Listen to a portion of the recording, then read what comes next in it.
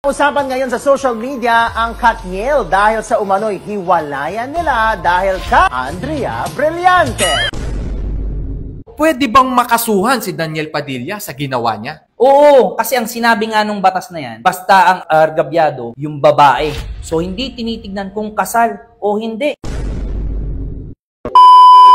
Kasama natin ngayon si Attorney Ace ng Boses ng Bayan. Attorney Ace, meron kasi akong itatanong sa'yo. Meron kasi akong nabasa sa Facebook. Etong mga artista na to, parang naglolokohan Parang alam mo naman, attorney, di ba, sa panahon ngayon, usong-uso yung mga ganyan, yung mga niloloko yung girlfriend, niloloko yung boyfriend, di ba, usong-uso yan. Eto, si Daniel Padilla to, sikat to. Ngayon, attorney, palihim na nakikipagkita kay Andrea Brillantes, pero hindi pa napapatunayan. Mainit na usapan ngayon sa social media ang Katniel dahil sa umano'y hiwalayan nila dahil kay Andrea Brillantes. Ngayon, meron akong tatanong sa'yo. Paano kung napatunayan na si Daniel Padilla ay palihim na nakikipagkita kay Andrea Brillantes na meron pa siyang girlfriend na si Catherine Bernardo? Pwede bang makasuhan si Daniel Padilla sa ginawa niya? Hindi lang naman nangyayari yan sa mga celebrity, sa totoo lang. Marami akong mga barkadang ganyan. Ganun? Oo! O paano? Anong ano yan? Dami ngayon ang nangyayari niyan, yung mga barkada ko, kunwari, yung mga babae, di ba? Kung sila man yung naloko, ang ginagawa, nagpa-file ng kaso ng Anti-Violence Against Women and Children ng Republic Act 92. Pero ano yun? Ano yun? Pwede mo siyang kasuhan kahit di pa yung kasal? Oo! Kasi ang sinabi nga nung batas na yan, basta ang argabyado, yung babae. So, hindi tinitignan kung kasal o hindi. Yun ang malinaw na batas. Kasi walang nakalagay sa batas, dapat kasal lang ang pwede mag-file. Hindi naman nakalagay. So, pwede ngayon yung i-demanda. Kahit mag-girlfriend. Pero attorney, ako, parang gusto ko rin kasi maging attorney. Ngayon, kukontrahin kita. O sige. Nagkikita lang naman parehas may mata ako, attorney. Nakikita ko si Andrea Brillantes. Anong masama doon? Kakasuhan mo ko, nagkikita lang kami. Wala naman kami masamang ginagawa, attorney. Hindi naman kami naglalapan.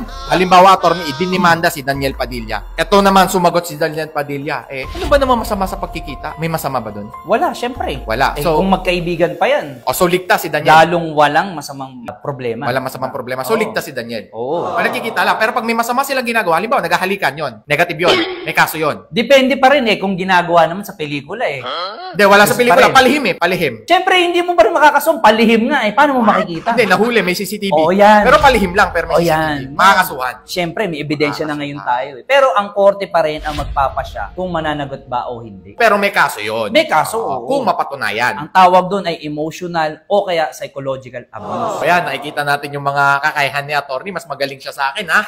Ngayon, dapat lang. Attorney, ito.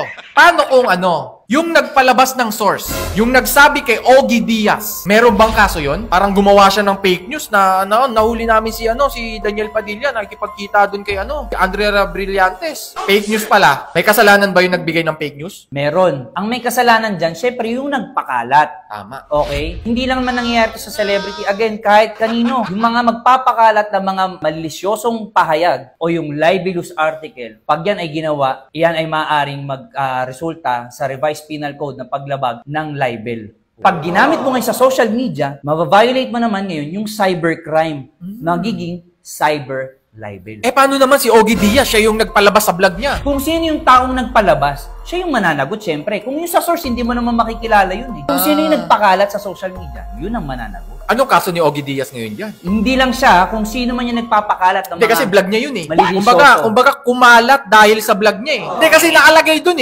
Kaya nga. Sa vlog ni Ogie Diaz Kaya nga kung sino nga yung nagpakalat. Si Ogie Diaz nagpakalat Kung siya man yung nagpakalat at kung hindi man totoo yun, syempre libelous article. Yari si Ogie Diaz. Cyber libel yun. Ako, ano masasabi mo kay Ogie Diaz? Pwede niyo po akong kuning talent. Turuan niyo lang po akong umacting. Hindi, pero attorney meron talaga yun. Meron yun, oo. Sabi ko nga, basta, ang sabi ng batas, ito ang totoo o hindi ang pinapakalat mo, basta ito ay mga malalaswa o yung merong mga depektong binibintang sa isang tao o pwede mag-fall sa cyber libel o libel. Bakit ka mo? Kasi meron tayong principle o kasabihan na hindi mo nilalagay ang batas sa iyong mga kamay. Kung meron ka talagang mali na nakita, hindi mo kinakailangang ikalat yan. I-file mo sa tamang hukuman. Huwag mo i-vlog, no? Huwag mo i-vlog. Paano yan? Nag-vlog tayo. Kinalat natin. Di wala na. Nandiyan Bahala na. Maghintay na lang tayo ng mga sabihin. Pero ito, attorney, sa batas ng lupa, walang iibig ng hindi hindi luluha. Tama ba? Siyempre, tama. Tama. So, Kung tunay ka nagmamahal, luluha ka talaga. Si Catherine Bernardo, dapat handa siya doon. Handa siyang lumuha kasi umibig siya eh. Hindi ko masasagot yan. Hindi mo masasagot Hanggang yan. batas lang ako, Hanggang hindi batas ako yung pampuso. Oo, iba yung puso eh. Kaya nga eh. So, ayan. Pero, yun.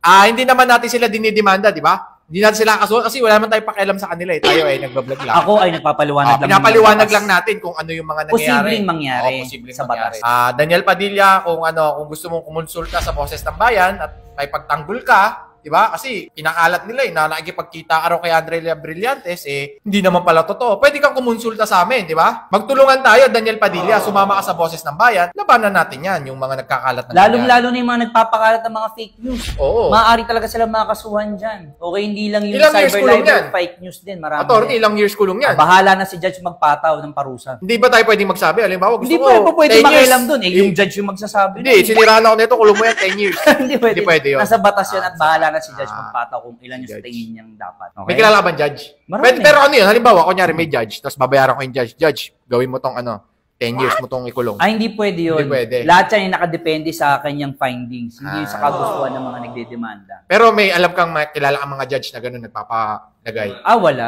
Mababait lahat ng judges na kilala ko. All over the Philippines, lahat yan ay mga malilinis. Batas lang ang tinitignan niyan at saka yung mga ebidensya na nakaharap sa kanya. Kasi may kilala kang judge na ganyan. Bahala ka na dun. Bahala ka na dun.